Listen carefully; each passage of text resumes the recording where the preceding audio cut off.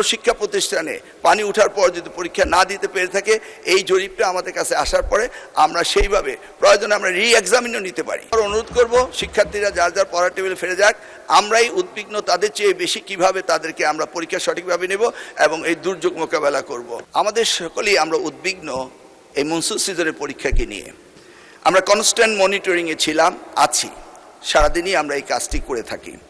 সেখানে দেখা গিয়েছে কোনো কেন্দ্রে যদি পরীক্ষার কেন্দ্রগুলিতে পানি উঠে থাকে, তাৎক্ষণিকভাবে আমরা কেন্দ্র সরিয়ে দেই। লোকাল অ্যাডমিনিস্ট্রেশনকে এই দায়িত্ব দেওয়া হয়েছে।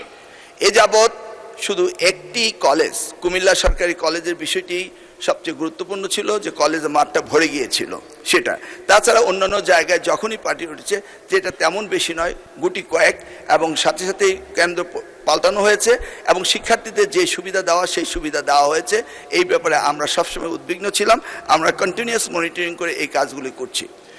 সেই ক্ষেত্রে আমরা মনে করি এখনও ক্ষতিগ্রস্ত হয়েছে, এই ক্ষতিগ্রস্ত তাদেরকে শুধরিয়ে দেওয়া আমাদের জন্য কোনো বিরাট কাজ নয়, কারণ আমরা অনেক জায়গায় পরীক্ষা বন্ধ করেছি এবং আমরা আবার আমাদের কোশ্চেন সেট রয়েছে, আমরা আবার তাদের পরীক্ষা নেব।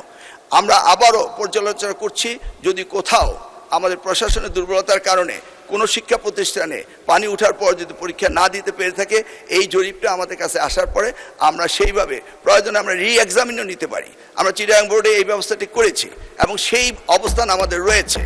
সেই জন্যই আবার অনুরোধ করব শিক্ষার্থীরা যার যার পড়ার টেবিলে ফিরে যাক। আমরাই উদ্বিগ্ন তাদের চেয়ে বেশি কিভাবে তাদেরকে আমরা পরীক্ষা সঠিকভাবে নেব এবং এই দুর্যোগ মোকাবেলা করব। আমি আবারও আশ্বাস দিচ্ছি যে যেই সমস্ত পরীক্ষা কেন্দ্রে এই ধরনের ভুল ত্রুটি হয়েছে, সেখানে রি-এক্সামিন নেওয়ার প্রভিশনও আমাদের রয়েছে। এরা আমাদের ভবিষ্যৎ, এদেরকে আমরা কোনো অবস্থায় ডিপ্রাইভ করতে পারি না, করব না।